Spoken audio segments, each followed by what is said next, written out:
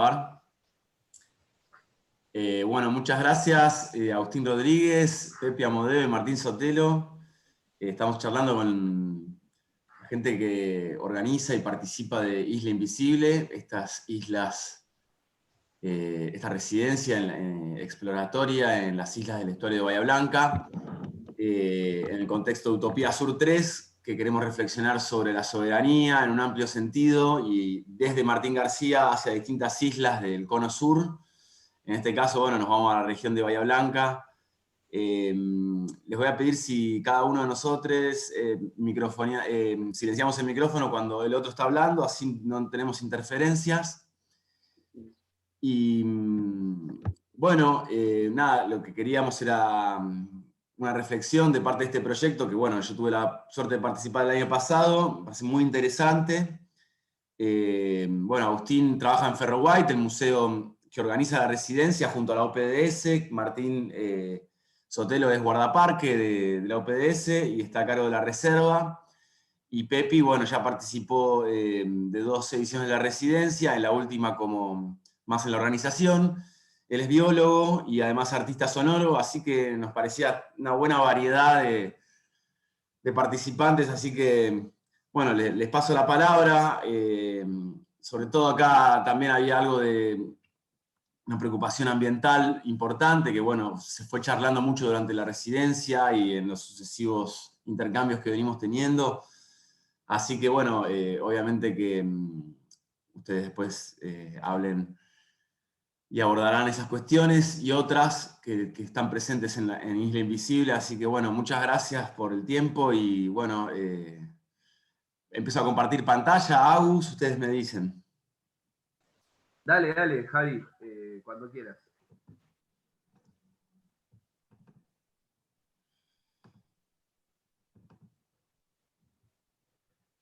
Entonces, ahí. Ahí está.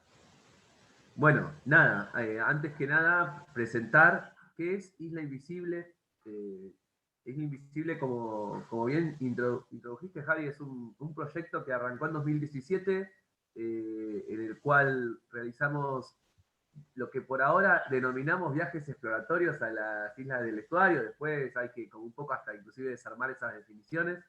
Lo que hacemos es ir con un grupo de artistas, junto a un cuerpo de guardaparques, organizadores, trabajadores de Ferro White, a las islas del estuario de la Bahía Blanca. Ponés un poquito más despacio que así. No pasa nada, no pasa nada. Y lo que hacemos en ese recorrido es, obviamente, primero entrar en contacto con el territorio, caminarlo, recorrerlo y acampar ahí mismo inclusive, con la intención de alguna manera de empezar a generar lo que se puede denominar relatos sensibles de un territorio que ha sido invisibilizado. Entonces, esos relatos sensibles, que suena ahí como muy abstracto, se traducen concretamente en muestras, en producciones. Fíjate, después Javi, hay eso, por ejemplo, nada, esa imagen, concretamente lo que mostramos son canciones y temas que hablaban sobre la isla, entonces tratamos de reproducir un poco la lógica tanto del campamento como de sentir el cuerpo alrededor de algo ahí en las muestras, ¿no? Entonces, nada, las producciones y todo intentan vincular a la gente desde una sensibilidad bastante distinta a la que en general tienen, por decirlo de alguna manera, el arte contemporáneo, las experiencias estéticas cotidianas, que son más la sala Cubo Blanco y eso. Si bien podemos transitar esos lugares, no son el fin en sí mismo, sino de alguna u otra manera interpretar a la gente, porque hay una pregunta importante que por ahí nos puede llevar después a las próximas lugares, que nosotros estamos en Bahía Blanca, ¿no? La ciudad de referencia, y que debe su nombre a un accidente geográfico costero, ¿no? Que es una bahía. Históricamente se llama Bahía Blanca, supuestamente porque cuando la divisaban era la acumulación de sal en sus costas y que le da un tono más blanco respecto al gris predominante y esa gama de colores que tenía nada, la arcilla y la costa. Sin embargo, y obviamente y las plantas, sin embargo, de golpe hay una pregunta importantísima que es, ¿alguien mojó las patas en la Bahía Blanca? ¿No? Y medio que esa pregunta un poco sirve de referencia para empezar a contextualizar un poco la relación con el proyecto. Por eso, nada, esta idea de una Bahía Blanca es un poco quería hacer una pequeña historia de la relación que tenemos como sociedad un poco con la bahía, quienes habitamos, bajo una perspectiva bastante, por momentos ampliada, pero que se vuelve cada vez más hegemónica, ¿no? Inicialmente encontré un mapa de Faulkner y los primeros exploradores que cuando lo ven un poco aparecen los nombres de los distintos pueblos originarios, ¿no? Y fíjense que en el recuadro ese está Bahía Blanca como básicamente la desembocadura del Napostá, coordinando con las sierras, pero un lugar realmente inexplorado, hasta que de golpe, eh, en la primera mitad del siglo XIX, empiezan a, así se pone esa Javi, se empieza a construir la fortaleza protectora argentina, que fíjense la topografía, qué distinta que es la lógica de esa grilla comparada con lo que es el accidente geográfico, ¿no? Entonces arranca una geometrización bastante violenta, vinculada básicamente con diseñar, frenar una posible nueva invasión del ejército brasilero, del imperio brasilero, que había pasado un año antes de que se funde Bahía en Patagones, y a su vez también que funcione como límite para los pueblos originarios. Entonces pasamos de un mapa que los nombraba a uno que quiere generar el límite, ¿no? Y Bahía, a medio de la primera fundación, tiene esa lógica hasta que más o menos en 1880, con la generación del 80 y la modernización del país, se empiezan a construir todos esos puertos, como estabas mostrando ahí, Javi. Se construyen los muelles de hierro, los capitales ingleses empiezan a invertir y básicamente empiezan a civilizar bruscamente a Bahía, ya habiendo sido exterminado el indio, por decirlo de una manera bastante dura, no queda otra que empezar a ocuparlo civilizatoriamente. Entonces Bahía, casi todo este costado eh, vinculado con el ecosistema, queda realmente postergado, ¿no? Y pasamos a una ciudad que en vez de definirse por su relación con el ambiente, nada, yo elegí esta imagen de desfile militar 9 de julio por la avenida Alem, que la avenida Alem hizo que Bahía se llame en su momento, como peyorativamente, la chacra asfaltada, que estaba vinculado con justamente un lugar que no tenía mucho desarrollo, pero se asfaltó, se llenó de casas recontra neoclásicas, y básicamente, si bien estamos llenos de acciones que tratamos de solapar otras definiciones en el territorio, no podemos dejar de nombrar nunca este origen de base que configura gran parte de las lógicas de relación que hay. Entonces, el desfile militar sobre lo que era un territorio de pueblos originarios me parece un poco una imagen con bastante contraste, más allá de que ahí están todas las organizaciones civiles, de hecho ahí hay samuráis, hay cualquier cosa en esa imagen, pero bueno, eh, nada, estos desfiles son como definiciones culturales, creo, importantes. A su vez también, nada, obviamente pongo esta imagen porque si todos vemos la cantidad de gris y a lo lejos se empieza a ver un poco la línea de horizonte, algo que queda de ecosistema, de las islas, pero como por definición, bahía cuando se define, yo siempre suelo decir, es una bahía en blanco, como una bahía, como si fuera un plano donde se puede trazar lo que las definiciones de progreso medio hegemónicas quieran. Entonces, básicamente puede ser una ciudad, un puerto, un fortín. Y en ese seguido, en esa cuestión fortín, puerto, no podemos dejar de ver cómo el territorio más cercano y más sensible del ecosistema, ponete la otra imagen, Javi, se volvió de puerto a polo petroquímico. Entonces, en ese sentido, la ocupación que tiene el territorio, ya vemos que el lenguaje visual es totalmente como si fuera un microprocesador, ¿no? Cuando lo vemos de arriba. Tiene una lógica de ocupar y obtener una función, no tiene nada que ver con esas capas. Y comparemos un poco la capa que queda más alejada, ¿no? Que se ve más arriba.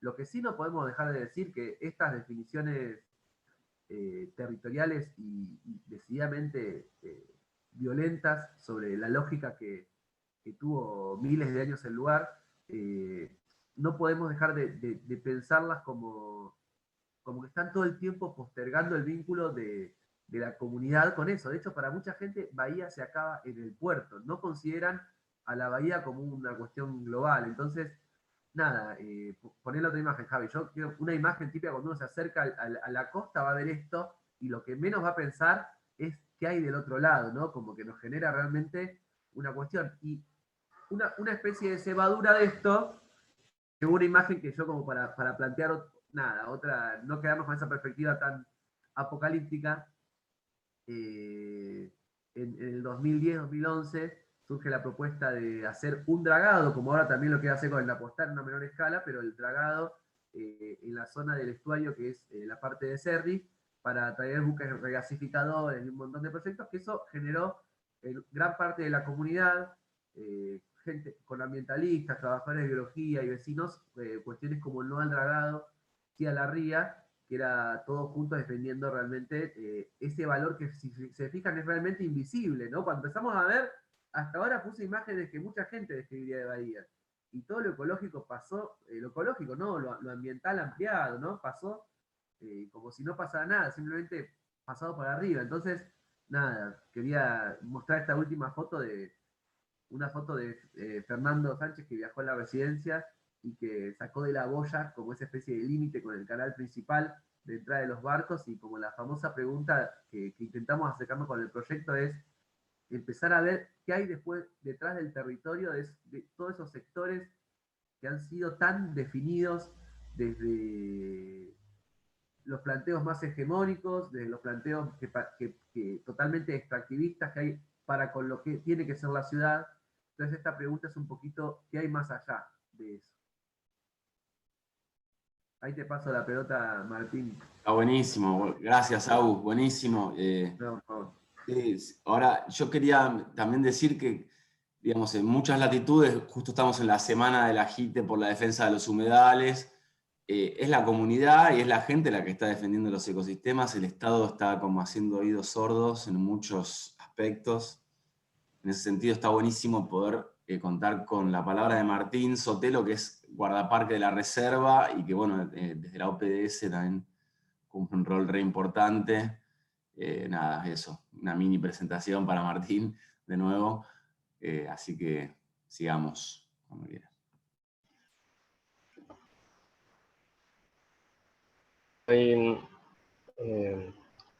Pasando esa un poco barrera de la costa, el canal principal y la boya, que bueno, parece ser el último límite humano, empieza bueno, todo un gran complejo de naturaleza, de islas y intrincados canales.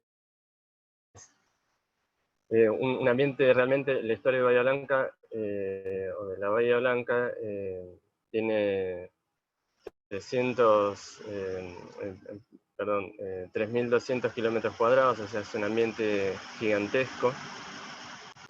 Tiene muchas islas y estas islas están rodeadas por estos bancos intermareales, donde se cubren y descubren 2 veces por día con las mareas.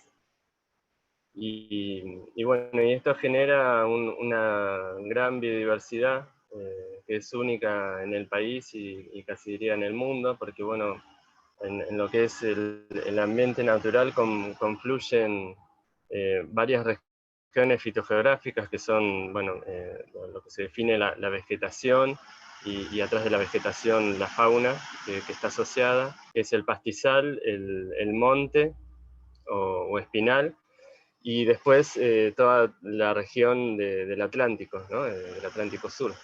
O sea, es como que el estuario de Bahía Blanca es una mezcla de estos 3 ecosistemas que confluyen acá en esta región del sudoeste de Argentina.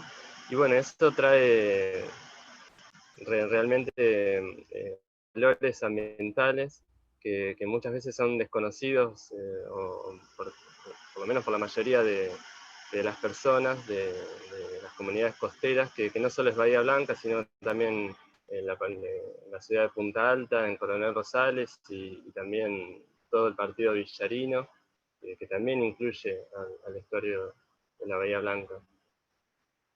Pero este desconocimiento no es adrede, digamos, no es porque la gente no le importó, sino porque es un ambiente muy difícil para acceder, porque realmente tenés que embarcarte para conocerlo.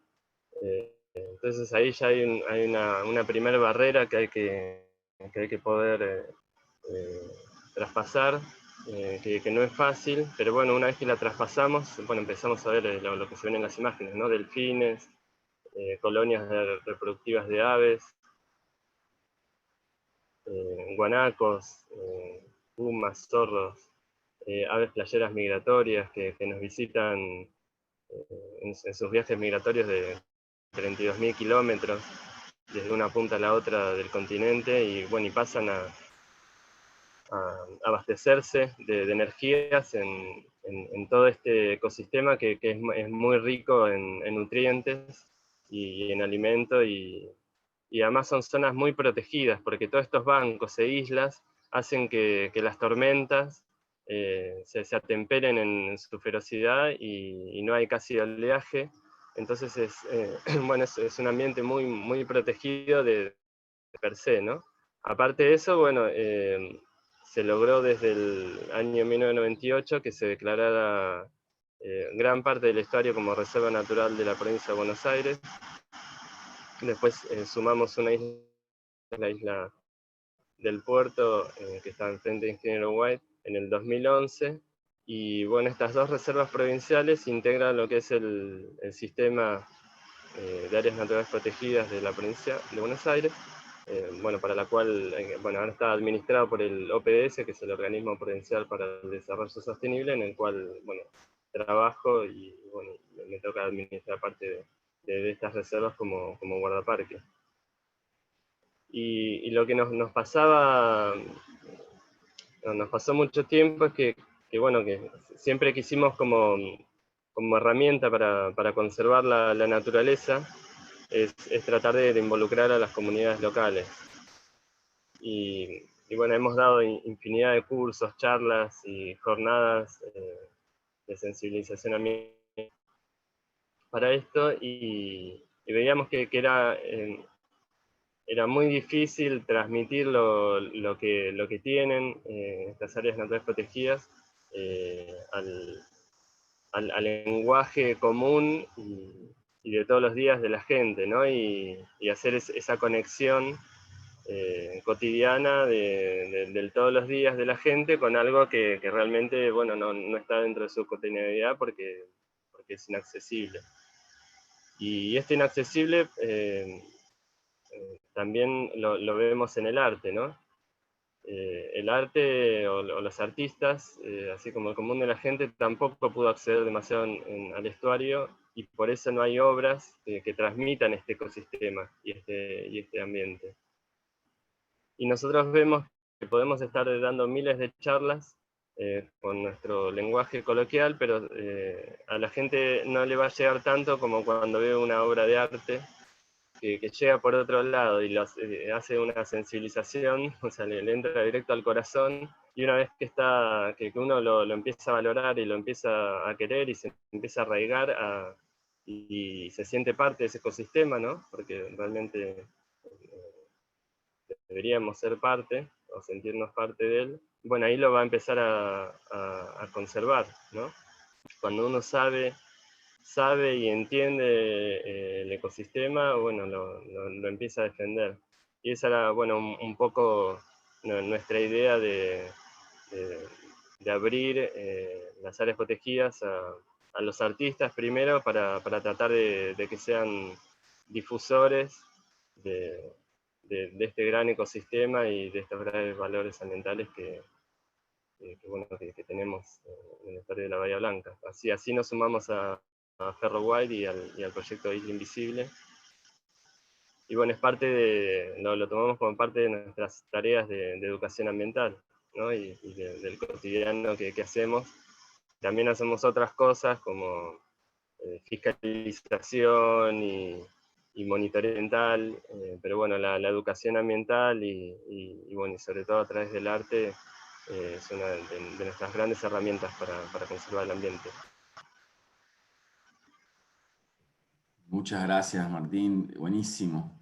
Sí, lo que veía también es como que implica un enorme esfuerzo de gestión, ¿no? De poder, esa cosa inaccesible que tenés que embarcarte, que das en una isla varios días, como no hay electricidad, ¿no? Hay una cuestión remota que hace muy complejo el conocimiento de ese terreno en primera persona, así que por eso la experiencia de la residencia me parece espectacular, ¿no? En ese sentido. Sí, y no es lo mismo tampoco navegar un día por ahí. El ambiente es muy grande. Bueno, la reserva tiene 260.000 hectáreas. Entonces no es lo mismo navegar un día, por ahí ves, no sé, un delfín, puedes ver aves, pero todos los días encontrás cosas nuevas. Entonces es muy importante lo de la residencia porque pasás varios días, pones tu piel y la vivencias de otra manera a la ría o al estuario de la Bahía Blanca. Entonces es necesario tomarse ese tiempo porque bueno, la naturaleza no se da como en imágenes, en fotos, que en 2 segundos te puedo mostrar 2 o 3 fotos y decís wow, pero bueno, eso también lleva su tiempo conocerlo, vivenciarlo. Así que bueno, por eso este proyecto también continúa, ¿no? O sea, empezó en el 2017, ya se hicieron 3 ediciones de residencias, también con sus muestras, ¿no? Que es algo muy importante para poder hacer este puente con la comunidad que comentábamos. Y bueno, y la idea es que es seguir visibilizando la reserva y las distintas islas que hay muchas islas. Por ahora fuimos a la isla del Puerto, a la isla Bermejo, pasamos navegando por las islas del Embudo, las islas Suraitas, pero la idea es seguir conociendo las distintas islas y los distintos ecosistemas que guarda el estuario, ¿no? Buenísimo, Martín. Muchas gracias. Si quieren le pasamos la palabra a Pepi, Amodeo, artista y biólogo. Bien. Gracias, Javi. Bueno, como venían diciendo, uno de los ejes fundamentales que atraviesa al proyecto de Isla Invisible tiene que ver con la biodiversidad.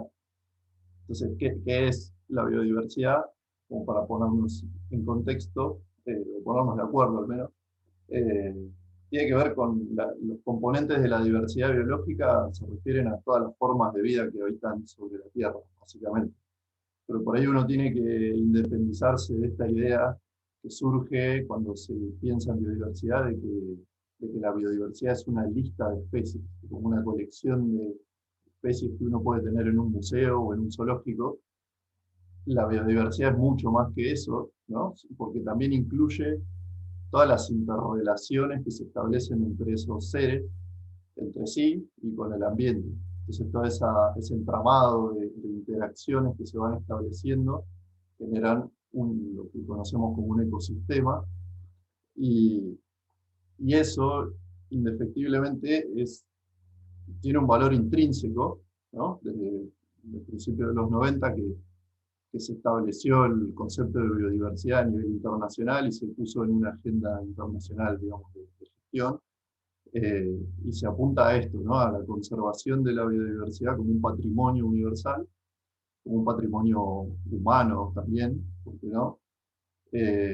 Porque tiene un valor intrínseco y además porque tiene un valor, si uno lo quiere ver desde un punto de vista utilitario, presta servicios hacia las sociedades humanas. En ese sentido, los ecosistemas, o sea, uno puede ver esa lista de especies que uno hace de un ambiente como indicadores de que ese ecosistema, ese sistema está funcionando bien, es saludable, y eso trae aparejado una serie de servicios que le presta a la sociedad, incluso recursos, sobre los cuales se sostienen las sociedades humanas. Ahí frena un poquito en esta, que esa biodiversidad, si la pensamos en el espacio, digamos, todas esas redes de interacciones se ocupan un territorio, digamos, transcurren en un territorio y en un espacio determinado. Y ahí es donde surge este concepto del paisaje. Estamos muy acostumbrados a pensar el paisaje desde lo visual, ¿no? Desde las fotos, desde lo que vemos, experimentamos en un viaje, pero el paisaje también tiene una dimensión sonora, ¿no? Y ahí es donde surge el concepto del paisaje sonoro, que desde recientemente, desde 2011 más o menos, que se definió una subdisciplina dentro de la ecología, que es la ecología del paisaje sonoro. Y se entiende el paisaje sonoro como esto, ¿no? La totalidad de sonidos que transcurren y ocurren en un espacio determinado, en una locación determinada, en un marco temporal determinado. Y ahí pasa a la que sigue. En esa disciplina lo que se busca hacer es estudiar estos ecosistemas para analizar su funcionamiento, su estado de salud, por así decirlo, que tiene que ver con todo esto que veníamos hablando. Se identifican 3 elementos principales en los cuales se pueden categorizar todos esos sonidos que uno escucha en un ambiente. Uno que tiene que ver con los sonidos que producen los seres vivos, que es la biofonía. Otro que los sonidos que producen procesos geofísicos como el mar, el viento, que tiene que ver con la geofonía. Y el otro, todos los sonidos que derivan de la actividad humana, que es la antropofonía. Entonces, sobre la izquierda uno puede pensar hipotéticamente en un ambiente natural donde domina la biofonía y se puede generar un gradiente hacia ambientes más modificados, como una ciudad o un ambiente industrial, como esas fotos que mostraba Agustina hace un ratito, donde la antropofonía es dominante y la biofonía tiene un valor de menor preponderancia, digamos. Ahí puedes pasar a la que sigue. No, está la que sigue. Ahí va. Bueno, entonces en ese sentido, el concepto de paisaje sonoro, si bien la ciencia se lo apropió en 2011 o recientemente, surge desde los 70, alrededor de los años 70, con el trabajo de un psicólogo ambiental y un artista sonoro, el artista sonoro canadiense Murray Shepard, que definen el paisaje sonoro y empiezan a hablar de esto, de los paisajes sonoros y las texturas que se generan en los ambientes.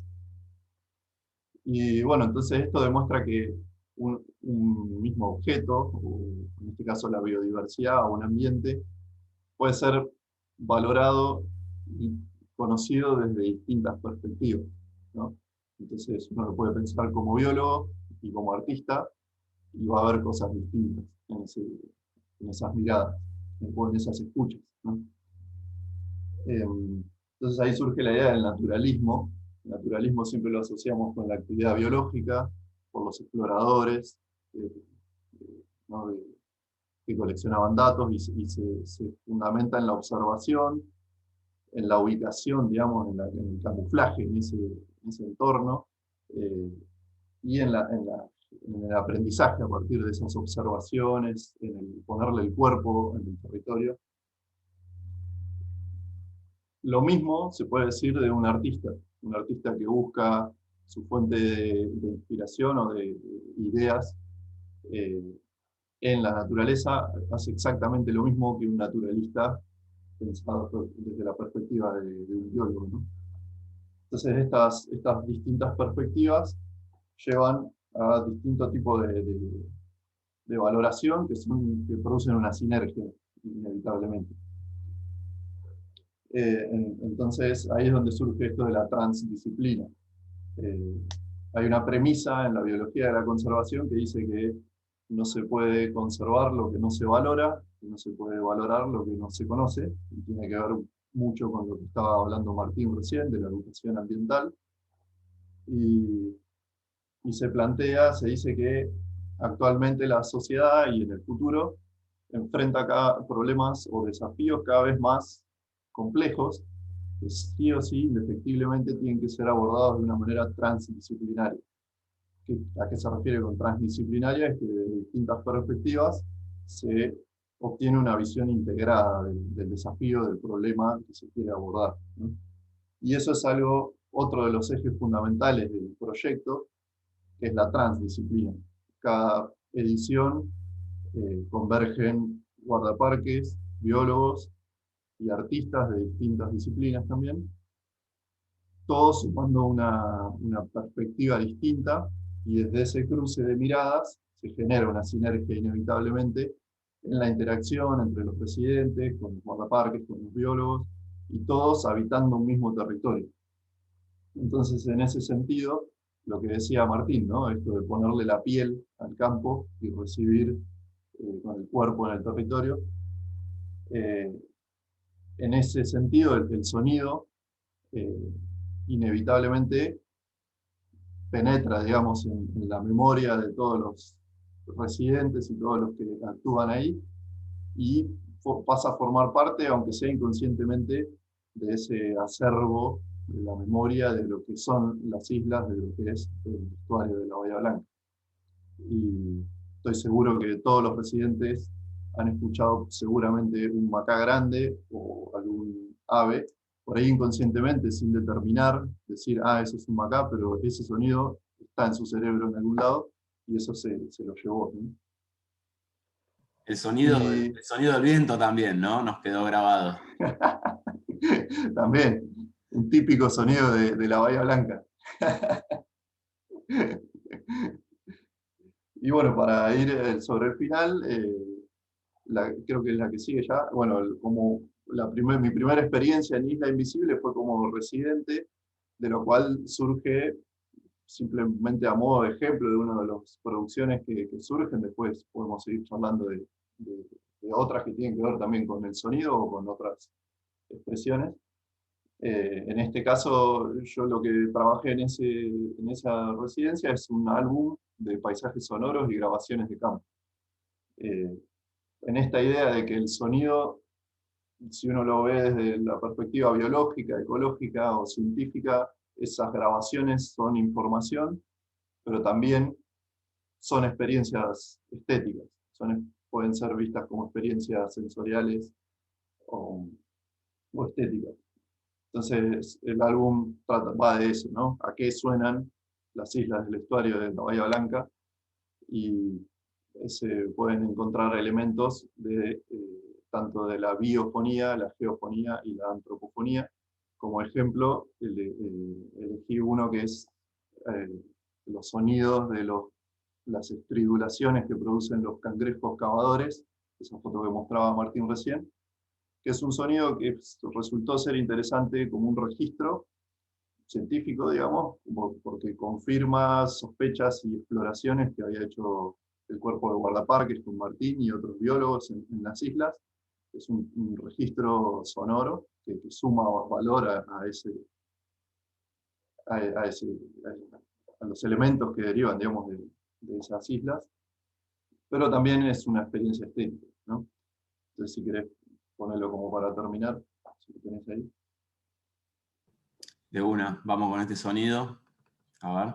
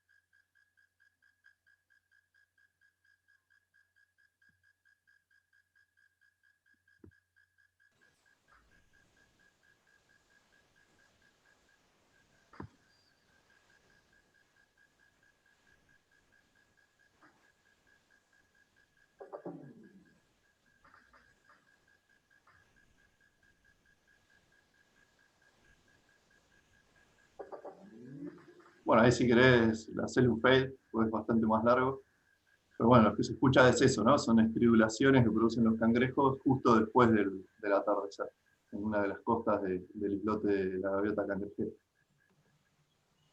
Está por cortar medio ya esto, claro. Sí, se va a cortar, así que si alguien quiere decir algo más, es el momento. Gracias, Javi, por la invitación. Gracias a ustedes. Gracias.